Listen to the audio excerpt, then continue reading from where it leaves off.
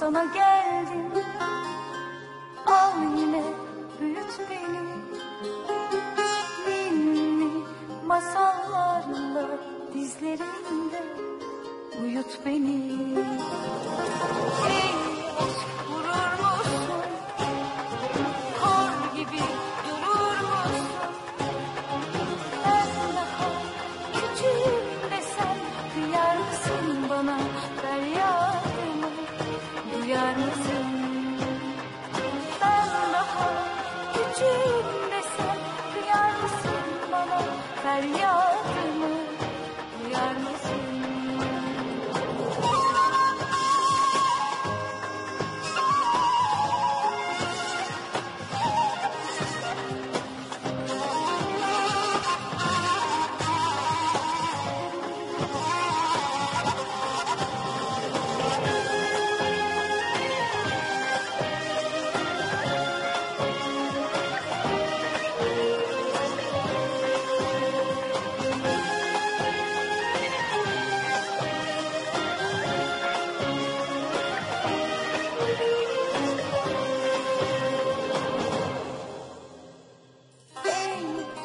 Sana geldim, al yine büyüt beni.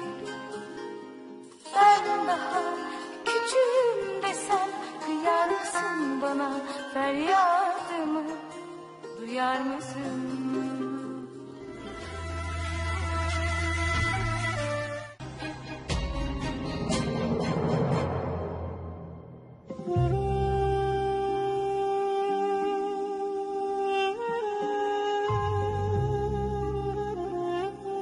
Gözlemini nasıl özledim hanım, bir bilsen.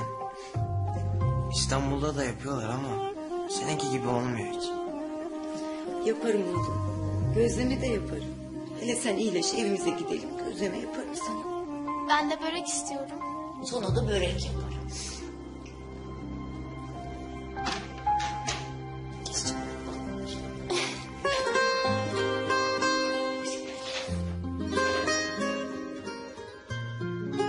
Yusuf, nasıl oldun? Daha iyi misin? Sayenizde iyiyim çok şükür. Doktor da iyi olduğunu söyledi. Bunun için yanına gelmemize izin verdi. Anam bakar da iyileşmem mi?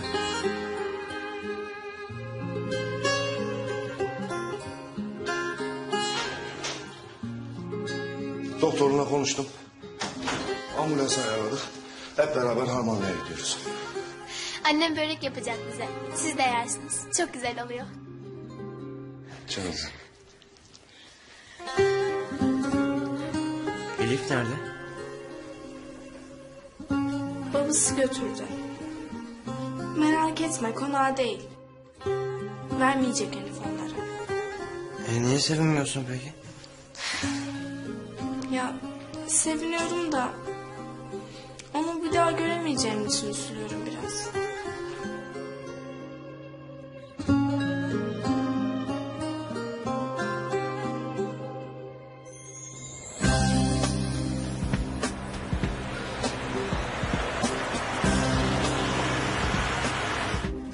Tepeköy yolcusu kalmasın.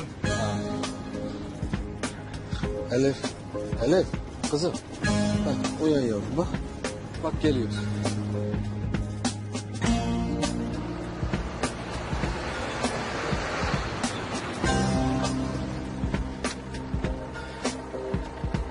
Gel kızım gel. Hadi bakalım. Hadi hayırlı işler.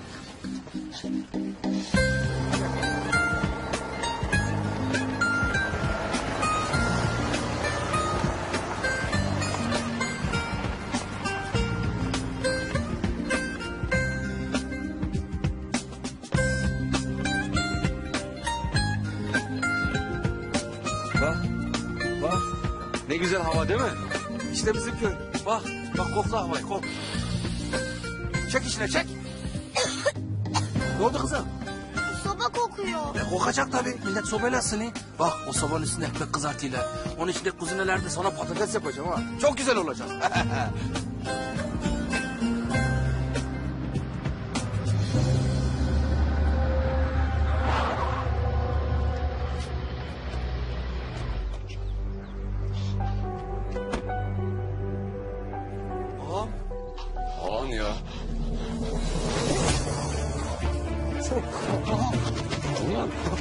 Sen kimsin lan bana el kalkıyorsun?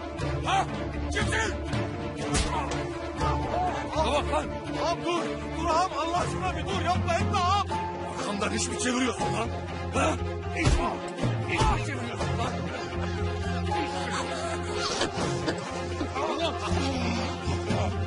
Yapabileceğini mi düşündün lan?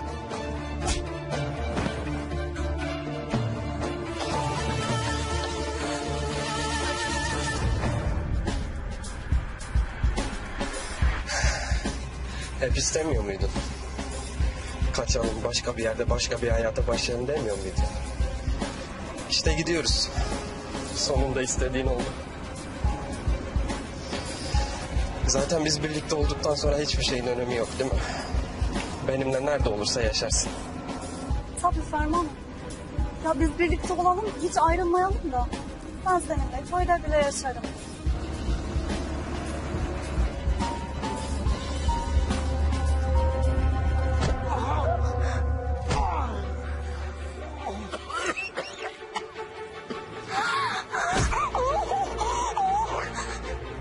Ulan çakal. Kim olmadan adam mı çarpıyorsun lan sen? Ha? Bırak babamı öldürme. Baba aç gözünü. Aç gözünü baba. Bana bak lan. Bir daha sakın karşıma çıkma. Gözünün yaşına bakmam gebertirim. Bırakma beni baba. Ya bırak baba. Çek.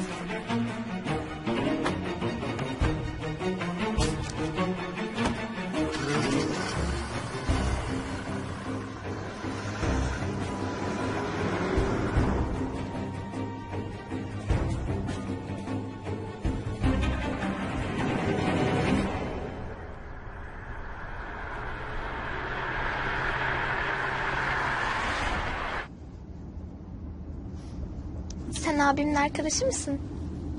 Evet. Senin de mi kardeşin var? Evet. Adı Elif. Senin gibi çok güzel bir kız o da.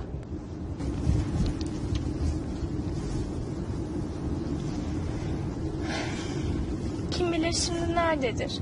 Ne yapıyordur? İnşallah olduğu yerde çok mutludur.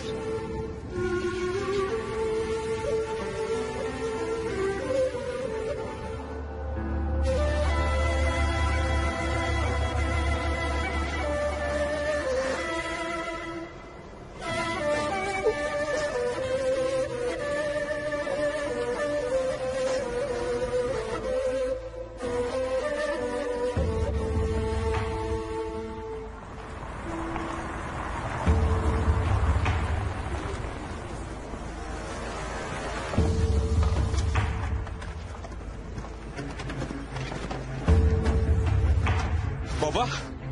Baba ne oldu?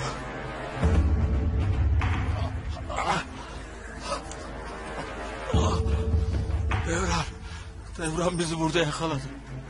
Beni dövdü bu hale getirdi. Elif'i de alıp gitti. Ay elleri kırılsın. Nasıl dönmüş böyle? İzinizi nereden buldu? Nereden biliyordu buraya geleceğinizi? Ne bileyim oğlum. Burada bulamaz sandım bizi. Ama adımımızı atar atmaz hop diye enseledi bizi işte. Tahmin etmiştir canım. Yoksa nereden bilecek? Yani siz tabii ki köyünüze döneceksiniz. Başka nereye gideceksiniz ki? Baba hadi gel. Hadi.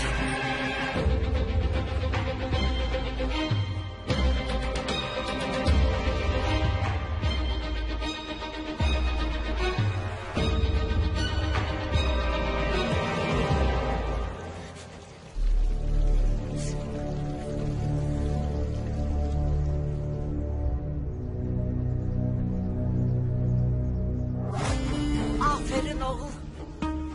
Sözünü tuttun. Dediğimi yerine getirdin. Söyledim ana ben sana meraklanma. Devran halleder dedim. Hey ana. Kimin oğlu? Aslan aslan. Babasından öğrendi ağalığı. Ama ben sana diyeyim. Boynuz kulağa geçecek.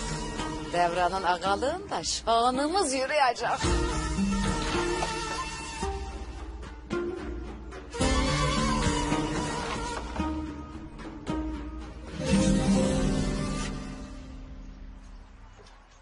Ne işi var bunun burada? Müstakbel eşine bir hoş geldin deseydin Ali. Ayıp. Zehra nerede? İstediği yerde olabilir. Bundan böyle Zehra bizi alakadar etmeyin.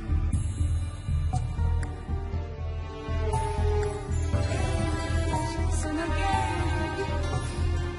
Al yine ninni masallarında izlerimde unut beni. Yusuf'un yerini buldum ha. Harmanlı'daki hastaneye getirmişler. Bitir o zaman işini. Yüreğimize su ser. Hadi iyi haberlerini bekliyorum.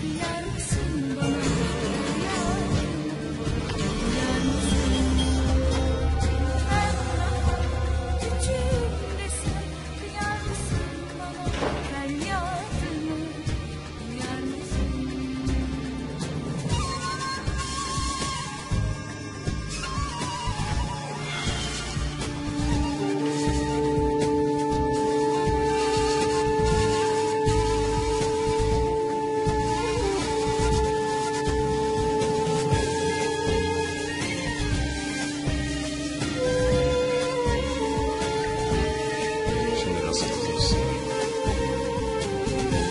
Ellerin kanlara yazıyorsun. Kesin o kaçtan çalmış. Yattım oğlum. Ulanmıştım biraz. Ay uzan. Yoruldu tabii. Bugün ağalığı karantiledin. Müjgana'nın gözüne girmeyi başardın sonunda. Ya sonunda. Da bir de şey yaptın mı? Bir tek o eksik kaldı. Ne eksik kaldı? Şey canım hani Ezel'le evlenmek. Ana. Onun yaptıklarından sonra evlenebileceğini mi düşünüyorsun? Kesinlikle olmaz. Oğlum hemen öyle elin tersiyle etme. Kız bir cahillik etmiş sonuçta. Yok ana. Israr etme. Benim için o defter kapandı.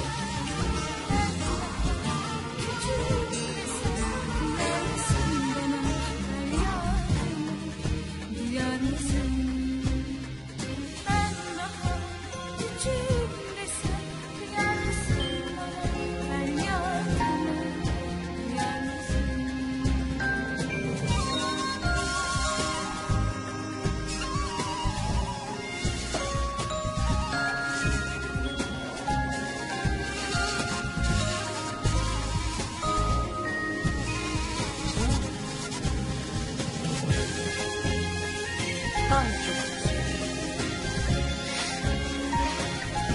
Özlemeye alışkınım ben. Elif'i, Müslüman'ım.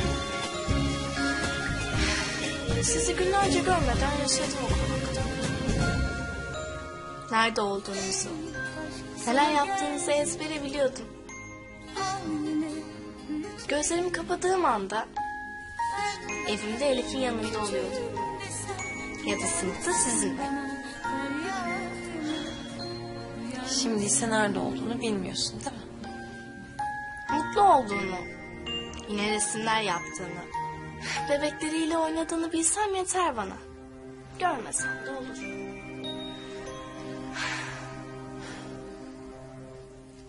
Hadi gel araştır. Bakalım neredeler? Cevap verirler mi? Tabii ki verirler.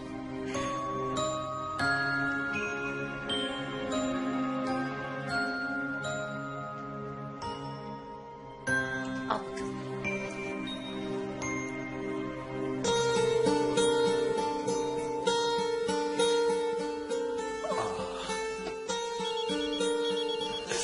Yavaş oğlum. Melek öğretmen arıyor. Açmayacak mısın? Zehra aratıyordur. Kardeşini merak etmiştir de. Ondan.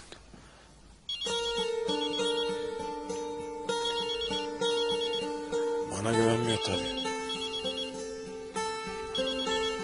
Haklı da.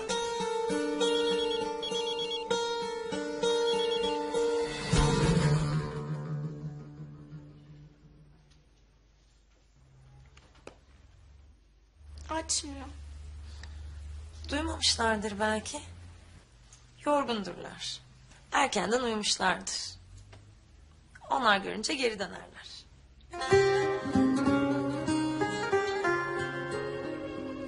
Hadi bakalım biraz iç.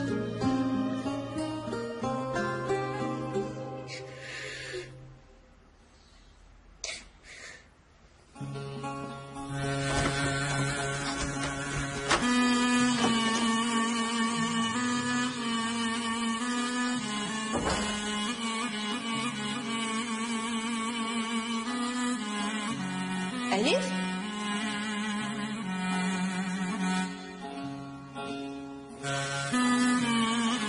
Korkma kızım.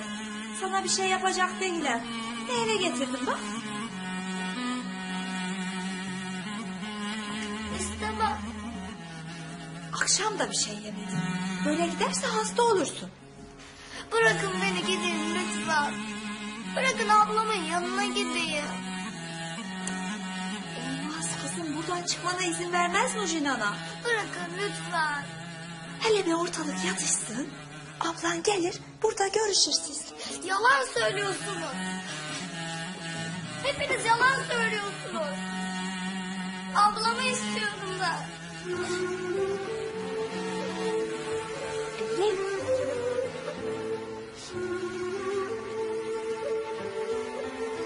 Canım, kızım. Bırak beni.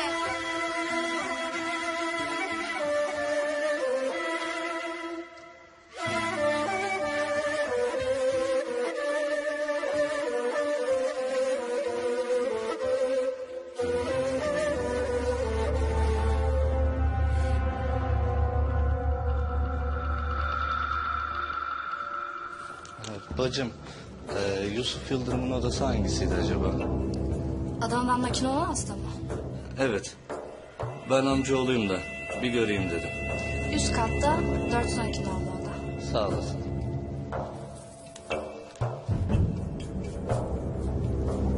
Yusuf'un durumu nasılmış? İyi hocam. Anasını görünce ağrılarını unuttu tabii. Bir de şu Polat ailesini bir ikna edebilirsek. O da olacak Allah'ın izniyle. 2 oğlu birden tutuklandı. Kolay değil.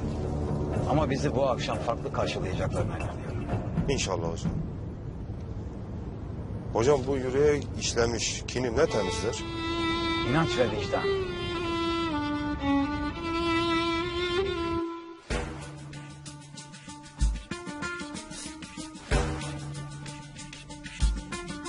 Anne, çikolata verir misin bana? Alırım tabii kızım. Sen bir karnını doyur ondan sonra.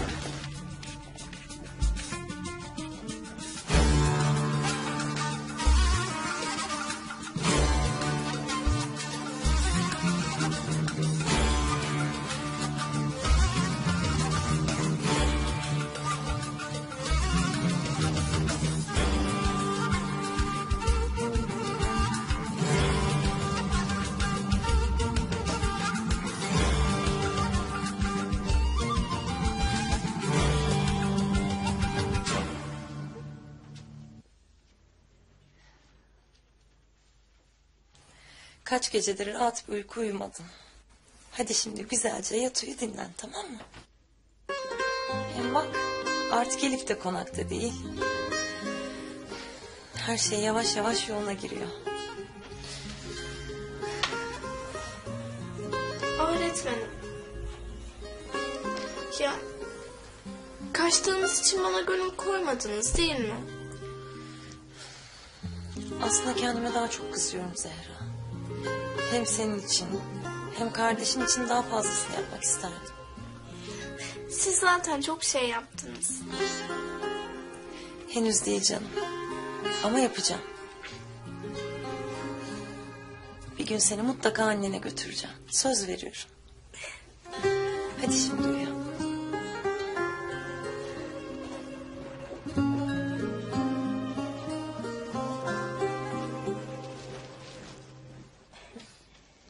Sağ ol kızım. Sağ olasın. Hocam evimize şeref verdiniz. Buraya gelişimizin sebebi malum. Şivan Yusuf'u vurdu ve tutuklandı. Yılmaz'la birlikteydi. Kim bilir oğullarınız kaç yıl hapis yatacak. Şeref meselesidir. Bedeli neyse ödemeye razıyız. Allah'ın yarattığı her can kıymetlidir İsmail ağa. Biri suç işlediyse hesabını mahkeme sorar. Biri de günah işlediyse onun hesabını da Allah sorar. İsmail abi. Bu Hasan'ın günahını neden Yusuf çeksin? Ya çocuğun hiçbir günahı, hiçbir suçu yok. Hasan'ın yaptığı yanına mı kalsın yani? Ya bak.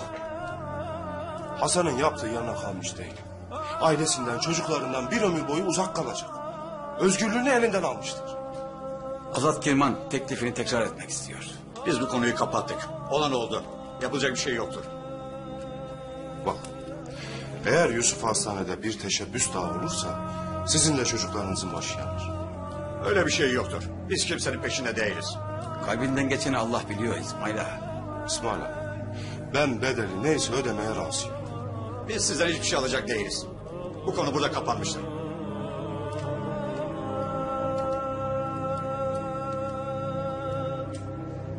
Hemşerim bu nedir ya? Bu nedir ya? Yarım saattir bekliyoruz burada ya. Ya nasıl bağırmayın kardeşim? Ya hastalar var benim de hastam var kardeşim ya. Yarım saattir burada bekliyoruz. Allah Allah nasıl bağırmayın kardeşim ya?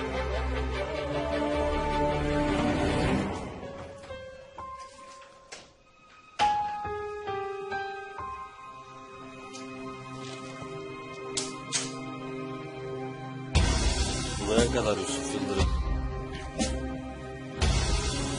Babanın işlediği cinayetin bedelini ödeyeceksin.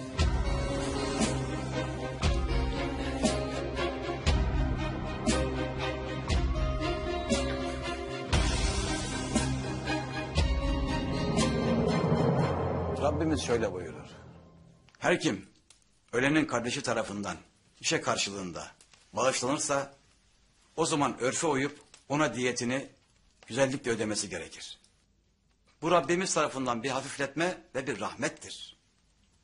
Her kim bunun arkasından tekrar saldırırsa artık onun için acı veren bir azap vardır. Doğru olan Rabbimizin her zaman emrine göre hareket etmektir. Nefsimiz istemese, çevremiz aksini iddia etse de, görünüşte zarar olsa da bu böyledir. Töreye tutunup dinimizi hiçe mi sayıyorsun İsmail? İnsan icadı için Allah'ın emirlerini görmezden mi gelirsin? Yapma. Diğer çocuklarıma da hasret bırakma beni. Onları da kendini de cehennem ateşine atma. Durdur Cengiz'i. Yalvarırım durdur.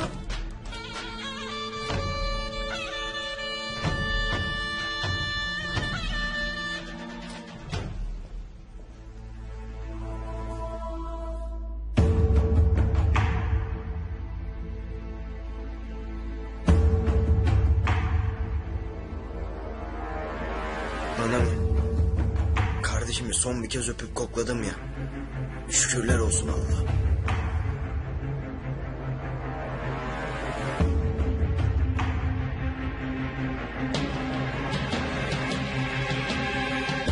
Eşhedü en la ilahe illallah ve eşhedü enne Muhammeden abduhu ve resulühü.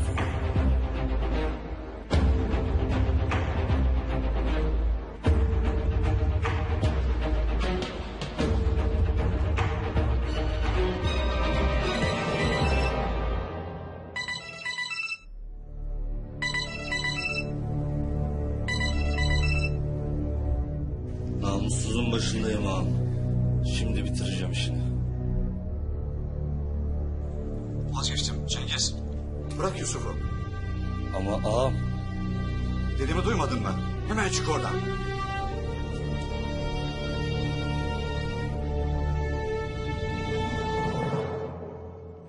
Allah razı olsun hocam sizden.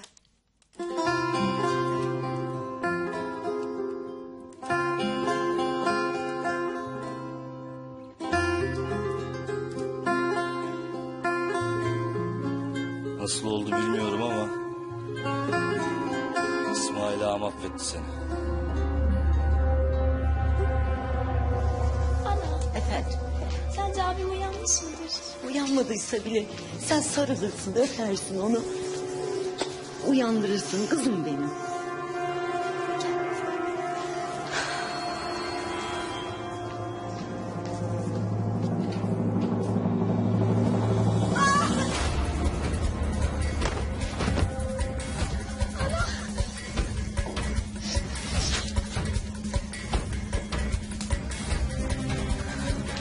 Oğlum, Yusuf'um.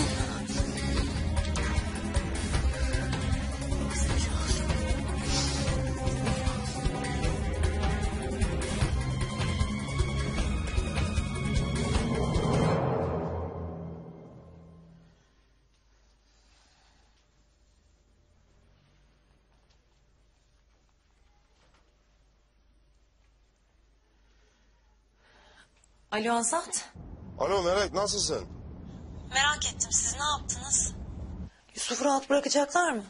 İyi hallettik. İbrahim Hoca sağ olsun. Siz ne yaptınız? Zehra nasıl? Zehra uyuyor. Aklı hep kardeşinde. Kendini yalnız hissediyor. Azat.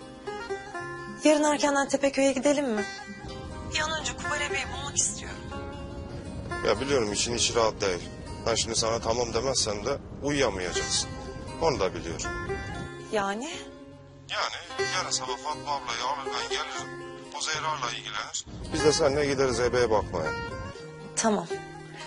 Yarın görüşürüz o zaman. İyi geceler. İyi geceler.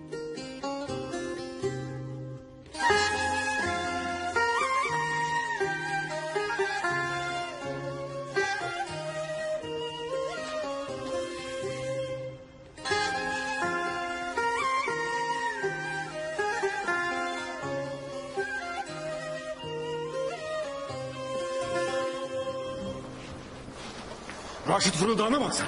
Demesine ayağa kaldırdı ha. Cebimden de para çalmış baba. Aklı sıra Elif'i götürecek biz de onu bulamayacağız ha. İttihan çubuğu al eline. Ben sana bir daha karşıma çıkmayacaksın demedim mi lan? Ağam ben çay dağıtıyorum dükkana geldim. Hani nerede? Çay falan görmüyorum elinde. Ağam. Sen kimsin? Kaç paralık adamsın ki oğluma el kaldırıyorsun lan? Ağam ne oluyor? Ne yapıyorsun? Daha bir şey yapmıyoruz Ferman Bey. İyi takip et beni. Ağam!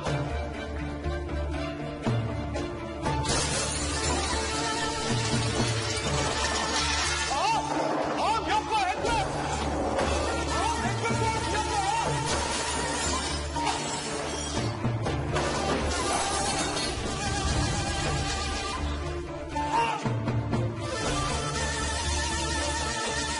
Bundan böyle burada bir işin yok lan senin. İndir lan! Dükkanları için adım bırakmayacaksın. İkinizi de burada görürsem gebertirim. Şimdi pılınızı pırtınızı toplayıp defolup gidin buradan. Hadi!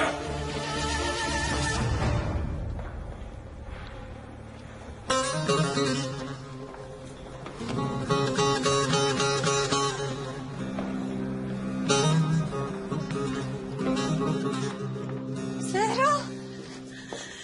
Kızım. Nasılsın iyi misin? İyiyim Fatma teyze sağ ol. Elifçik nasıl? Arada bir rüyama giriyor. Öyle özledim ki onu. Elif babasının yanında. Huşnan anası izin verdi ki. İzin vermedi. Raşit alıp götürdü. Evlat tabii. Kim ayrılmak ister ki? Bizim Azat'la birkaç saatlik işimiz var. Siz oturun kahvaltınızı yapın olur mu? Gözü arkada kalmaz diyor Ökretmen Hanım. Biz Zehra'yla hem konuşur hem de yer. Öyle değil mi? Öğretmenim nereye gideceksiniz? Yusuf'u ziyarete mi? Onu da döndüğümüzde söylerim olur mu? Hadi hoşçakalın. İyi günler. Kızım.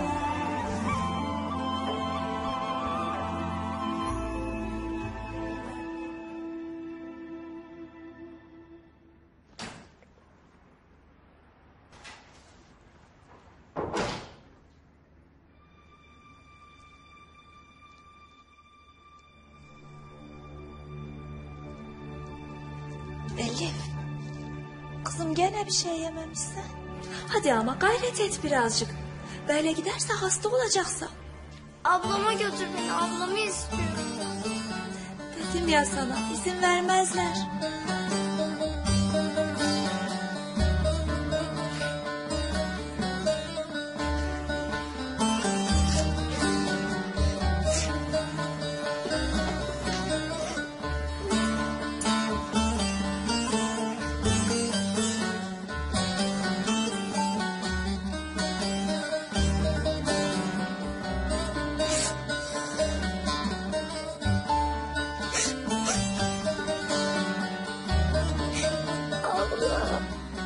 Ablacığım.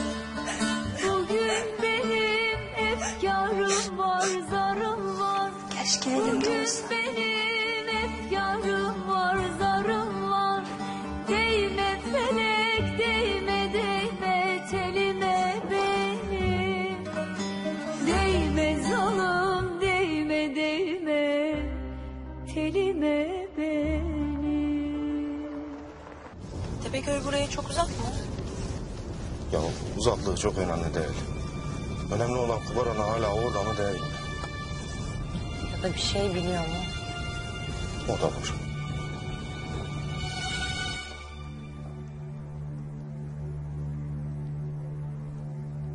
Ana. Ben bu kızın halini hiç beğenmiyorum. Dünden beri lokma girmedi ağzına. Ablam diye ağlayıp duruyor. Çocuk aklına uyup da ne zamandan beri gelip benimle konuşur oldun Zümrüt? Yok anacığım. Ben çocuğa bir şey olacak diye korkumdan... Er ya da geç bu evde yaşamayı öğrenecek. Başka yolu yok.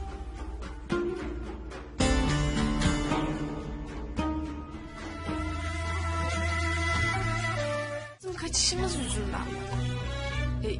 Yok kızım. Bunu da nereden çıkardın? Hem ben Temel'le ayrılmadım ki. Behiye Hanım'dan haber bekleyeyim. Hem belki bu gece bile dönerim. Dur ben bir Behiye Hanım'ı arayayım. Kardeşim orada kalmak istemiyor. Odada kapalı tutuyorlar onu. Yemeden içmeden kesilmiş. Yalvarırım kurtarın onu o evden. Amirim. Ben Nurcan Kirman'la şikayetçiyim. Gülsüm'le Raşit'e Zehra'yı kim bıraktı biliyor musunuz? Yani Zehra'nın gerçek ailesi kim? Biliyorum ya. Bilmez miyim?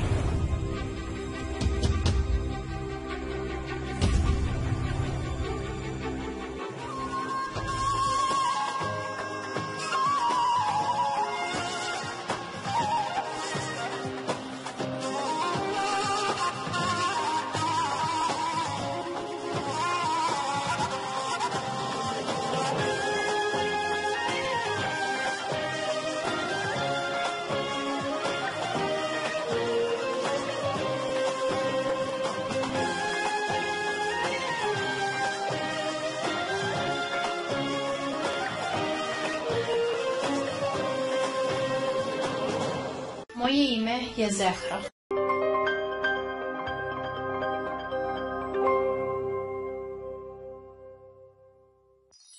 Ey aşk sana geldim. Al yine büyüt beni. Ninni masallarla dizlerinde uyut beni. Ey aşk vurur musun? Kor gibi durur musun? Ben daha küçük desem kıyar mısın bana?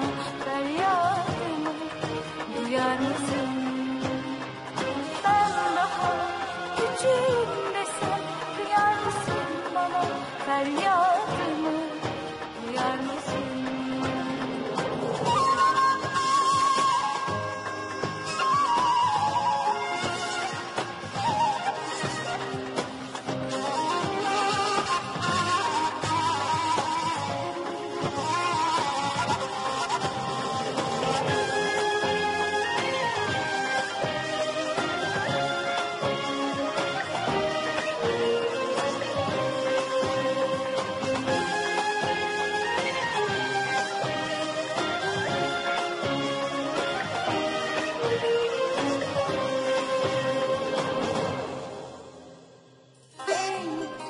Sana geldim, al yine büyüt beni.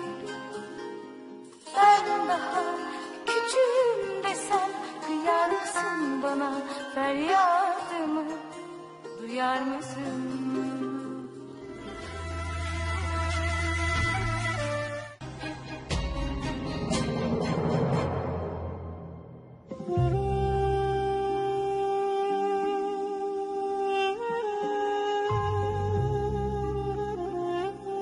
Gözlemini nasıl özledim hanım. Bir bilsen. İstanbul'da da yapıyorlar ama seninki gibi olmuyor hiç. Yaparım oğlum. Gözlemi de yaparım. Hele sen iyileş evimize gidelim. Gözleme yaparım sana. Ben de börek istiyorum. Sonra da börek yaparım.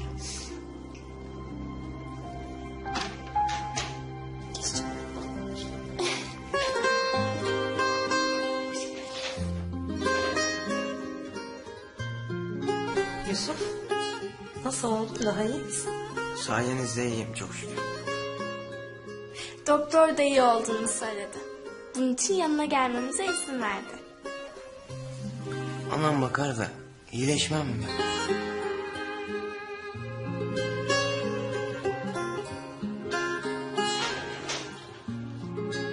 Doktorla konuştum. Ambulans ayarladık. Hep beraber Harmanlı'ya gidiyoruz. Annem börek yapacak bize. Siz de yersiniz. Çok güzel oluyor. Canım. Elif nerede? Babası götürdü. Merak etme, konağı değil. Vermeyecek Elif onlara. Niye sevinmiyorsun peki? Ya seviniyorum da onu bir daha göremeyeceğim için üzülüyorum biraz.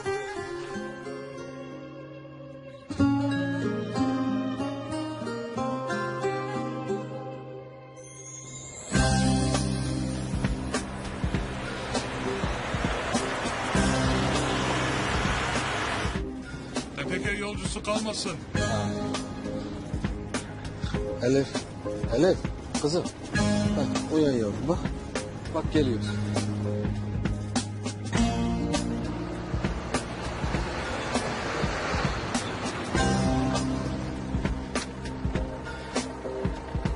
Gel kızım gel. Hadi bakalım. Hadi hayırlı işler.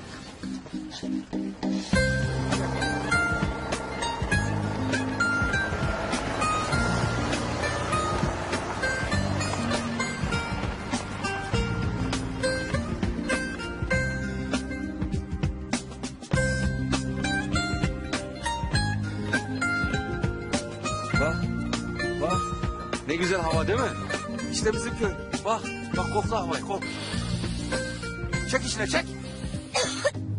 Ne oldu kızım? Soba kokuyor. Kokacak tabii. Millet sobayla ısınıyor. Bak o sobanın üstünde ekmek kızartıyla. Onun içinde kuzinelerde sana patates yapacağım ha. Çok güzel olacak.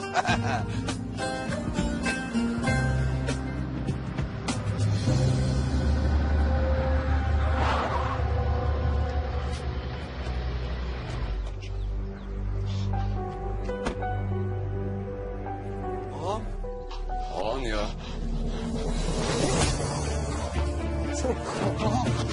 Ulan. Sen kimsin lan bana el kalkıyorsun? Ha? Kimsin? Bak lan. Ağam dur. Dur ağam Allah aşkına bir dur yapma etme ağam. Arkamdan iş mi çeviriyorsun lan? Ha? İş mi çeviriyorsun lan?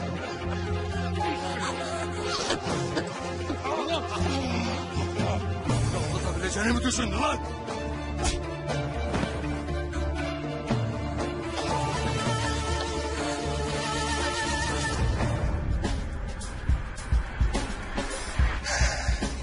Hep istemiyor muydun? Kaçalım, başka bir yerde başka bir hayata başlayalım demiyor muydun? İşte gidiyoruz. Sonunda istediğin oldu. Zaten biz birlikte olduktan sonra hiçbir şeyin önemi yok değil mi? Benimle nerede olursa yaşarsın. Tabii Ferman. Ya biz birlikte olalım, hiç ayrılmayalım da. Ben seninle köyde bile yaşarım.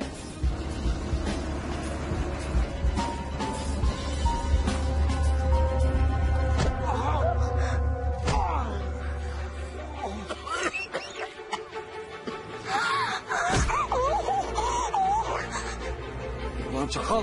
Kim olmadan adam mı çarpıyorsun lan sen? Ha? Bırak babamı, öldürme! Baba aç gözünü! Aç gözünü baba! Bana bak lan. Bir daha sakın karşıma çıkma. Gözünün yaşına bakmam, gebertirim. Bırakma beni baba! Ya bırak! Baba!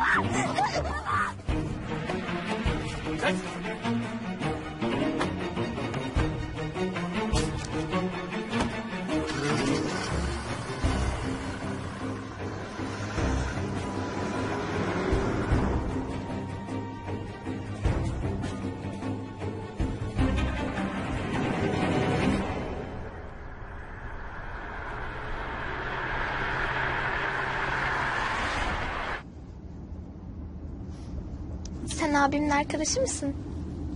Evet. Senin de mi kardeşin var? Evet. Adı Elif. Senin gibi çok güzel bir kız o da.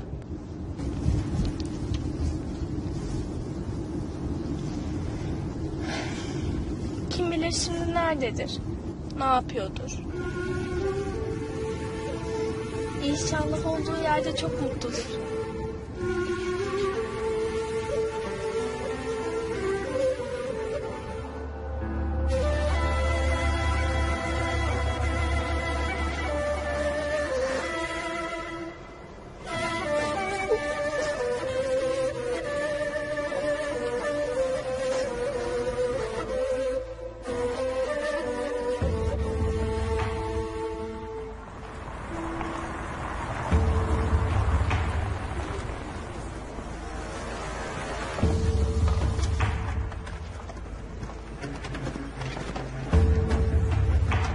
Baba? Baba ne oldu?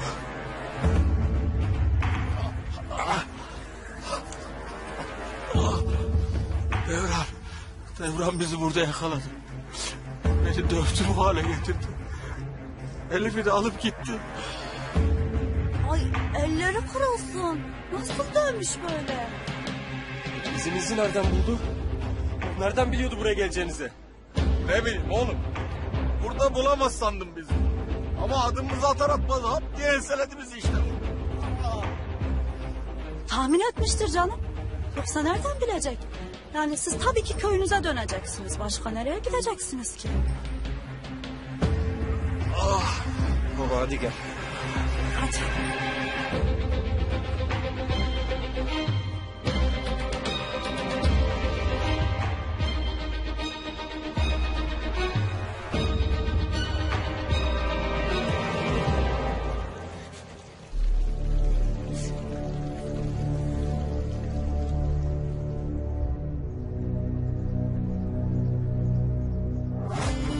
Aferin oğul. Sözünü tuttun. Dediğimi yerine getirdin. Söyledim ana ben sana, meraklanma. Devran halleder dedim. Ey ana. Kimin oğlu? Aslan aslan. Babasından öğrendi ağalığı. Ama ben sana diyeyim, boynuz kulağa geçecek. Devranın ağalığında şanımız yürüyecek.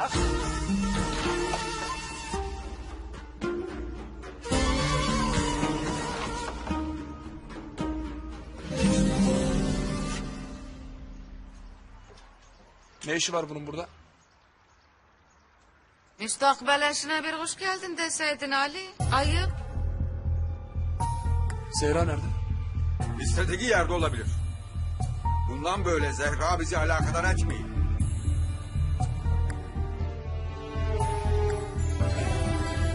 sana gel. Al yine unut beni. Ninni masallarla izlerimde unut beni. Yusuf'un yerini buldum ha. Harmanlı'daki hastaneye getirmişler. Bitir o zaman işini. Yüreğimize su ser. Hadi iyi haberlerini bekliyorum.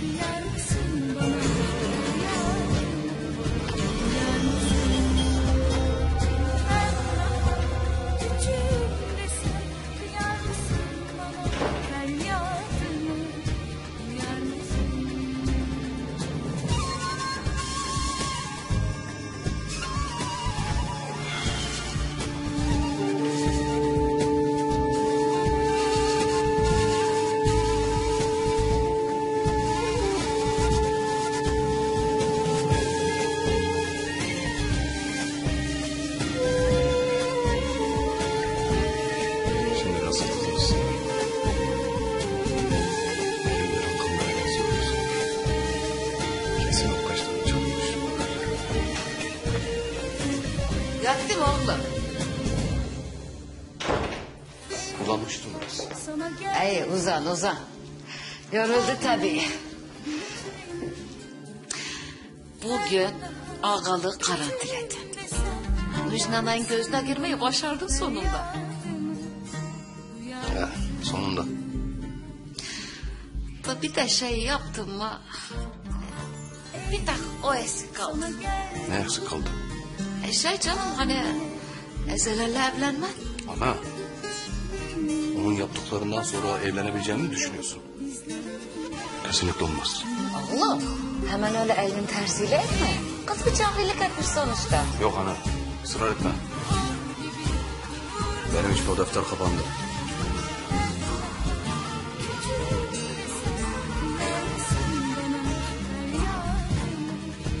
Duyar mısın? Ben daha küçüğüm desem duyar mısın bana? Feryadımı duyar mısın?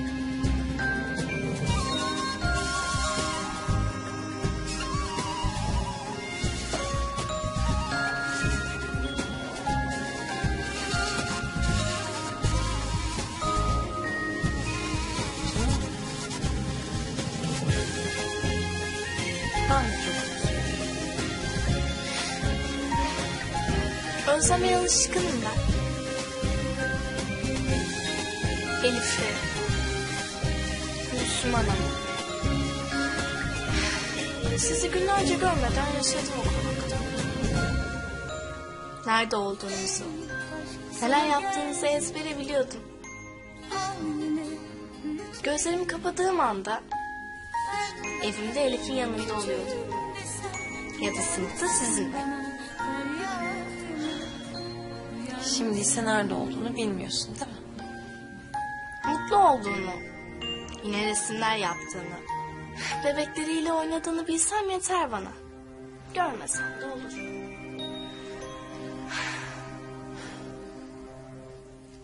Hadi gel Raşit'i arayalım. Bakalım neredeler? Cevap verirler mi? Tabii ki verirler.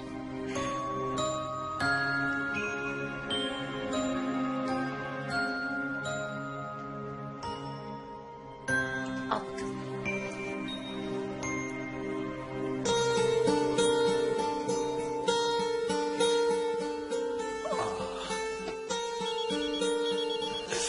Yavaş oğlum. Melek öğretmen arıyor.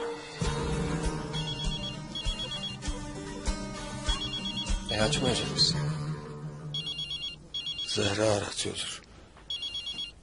Kardeşini merak etmiştir de. Ondan.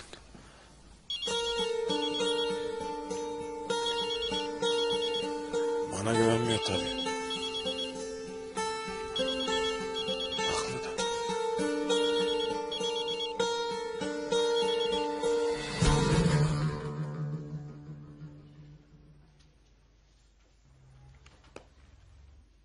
Açmıyor. Duymamışlardır belki. Yorgundurlar. Erkenden uyumuşlardır. Onlar görünce geri dönerler.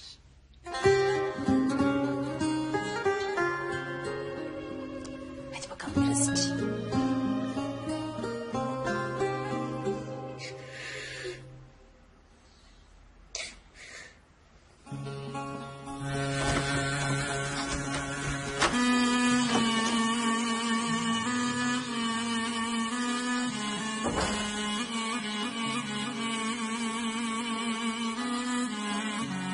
Elif?